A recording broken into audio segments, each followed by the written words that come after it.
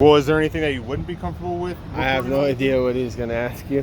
Just so you know, I have no idea. I mean, on what has to go on. I mean, no, I see what's going on a little bit. Obviously, I'm public in my. I didn't make any of these signs. I just keep in the space. So how do you feel about? Hold on. Wait. Oh, you're going? Oh, how do you feel about the black on black crime as far as that being an issue over the past? I don't know, since what, maybe the 60s? I think through all of human history, there's been crime upon crime within inside any group. And I don't think that is necessarily a relevant conversation to the greater conversation that's taking place at the moment. Where it holds relevance, in my opinion, is that within it may be demonstrations and examples of how certain groups have been more economically repressed, which leads to higher rates of crime. Fact. So, and that exists in most poor communities of any color. So the relevance is there in that class and race are always integrally entwined. Though, as I've heard it brought up repeatedly in the last few weeks, occasionally, I shouldn't say repeatedly, sometimes it's been, and I'm not accusing you of this, it's been used as a way to, in some way, take away emphasis from the greater conversation, which is inequality, as well as violence at the hands of those that we seek support from. Okay. So you're just telling me that that black people dying by the hands of other black people is an issue that is of irrelevance to Black Lives Matter? No, that's not what I said. Okay, that's what I took from it. I'm sorry. It's okay. No, I'm saying that it has a relevance in that class and race always are intertwined. It is perhaps not the focal point, from what I understand from the organizers of the Black Lives Matter movement, what's going on. They are intertwined. They will be part of the greater conversation. But the focal point, as I see it, is equality and safety for all people of color. How about the statistics that about twice as many white men are killed by the police than black men, unarmed and armed? About twice as many. Well, compared to blacks and whites. Between you and I mean, that's just a statistic that you said to me. I don't know the relevance of that statistic. It's an FBI statistic. I mean, if you want to look it up, yeah. Yeah, I'm not saying. I'm just questioning it, honestly. I'm not discrediting you. I'm not discrediting you either. I have questions. Even if that's true, and that could very statistically be true, simply because white people are still the majority single race demographic within the country. So when it's a numbers thing, but when you then look at it. But you could say that about a lot of things, that white people eat more hamburgers or anything. Correct. Hang on. More white on white crime than black. Yeah. Exactly. Don't nobody want to talk about it. Well, so you're saying there's more white people than there are black people, so that's kind of why that there's more white. That's why there's more. That's why the numbers are higher. Black on black crime sound better in the media than I mean, well, my if you were to say about car accidents here today, you said earlier it's all white people. Can I keep this conversation going with this dude right here? Let's let each other talk one at a time. I'm happy if all four of us contribute. Sorry. Let's just let each other talk. I'm gonna just get back to what you were saying. It was just that there's more white people than there are black people, so that would kind of hold into accountability of why there are more white people killed than black people by the police in America overall. But black people also are only 13% of the population, yet commit around 50% of the crime. So that with that aspect is if you're committing 50% of the crime, then chances are you're going to have more interactions with police and chances are something bad you might run into a bad cop or someone who's scared of black people for sure.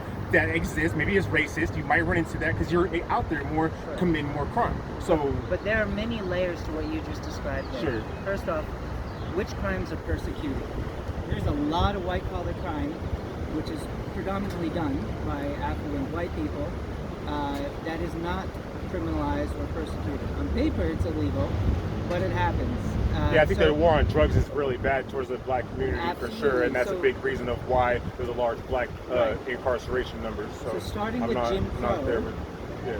once we, technically ended slavery, which is not in fact a true statement because it's still legal within the penitentiary system. Sure. Starting with Jim Crow, we then systematically targeted people of color, at that time largely only black people, though Native Americans or Indigenous Americans, however to refer, That's a fact, as yeah, well as yeah. Mexican Americans suffered at that as well, but blacks the most. Yeah.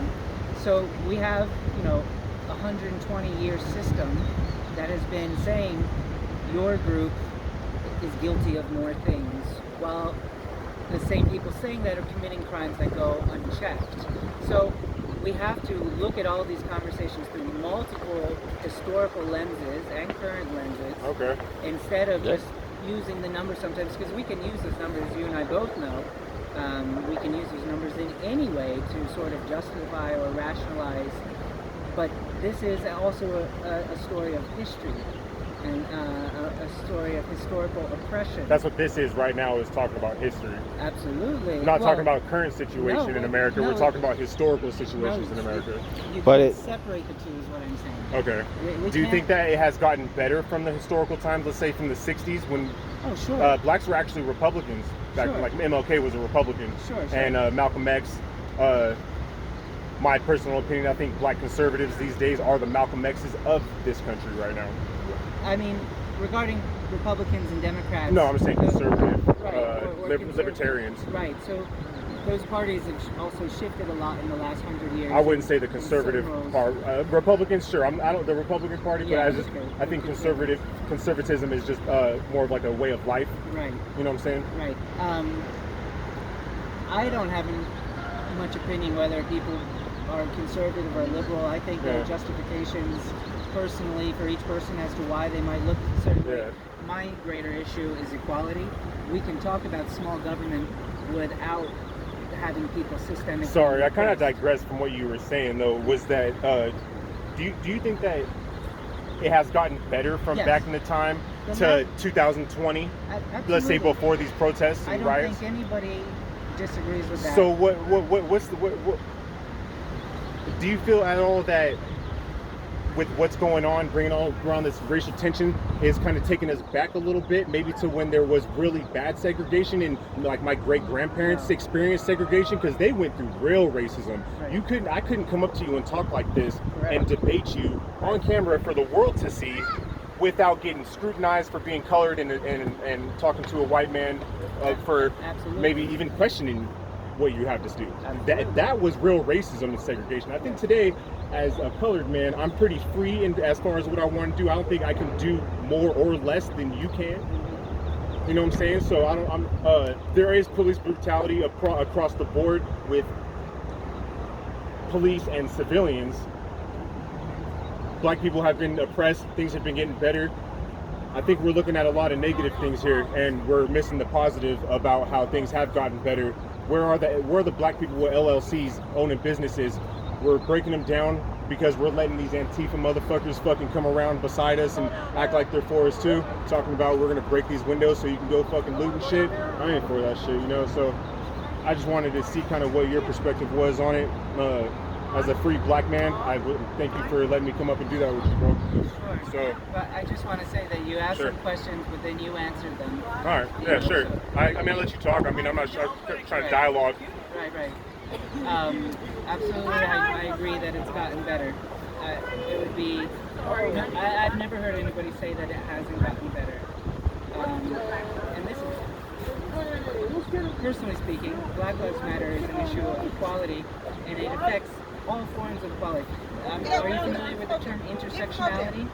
Intersectionality, that's with any, it's like Simply how put, we coordinate amongst each other. No. Simply put, all social issues are interwoven into each other. We can't end racism without ending sexism. We can't end speciesism without ending it's kinda what I said. environmentalism.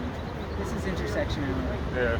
So any movement towards progress is a portion of that. And I stand for progress on all levels. This is a huge one. I've been fortunate. I've lived all over the globe. I've also studied nonviolence.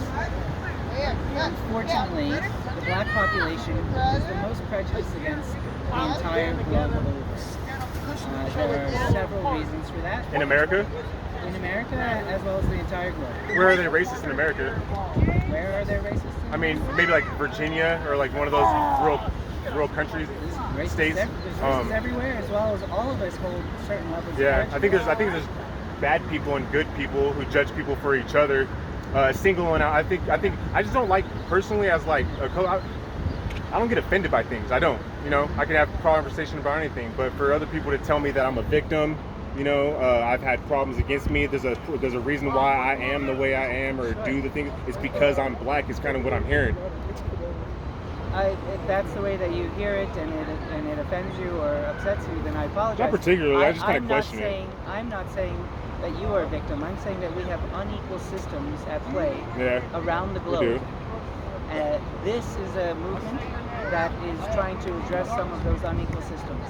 I stand by all forms of progress and equality, and I have the ability right now to hold a space for other people to share their opinions. I haven't made any of the signs that you see around me. These are all other people. I haven't written anything in the chalk. I've just provided it for people. Sure. Just like you're expressing yourself and asking questions, others have been doing the same thing here in this public space. And that is an important thing, to have the space in order for people to express themselves. America's very prideful on that fact, the First Amendment.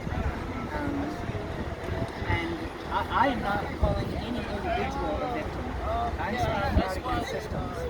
Victimhood is a very dangerous thought pattern. So what policies do you think are in play right now that are holding black people down and suppressing them today?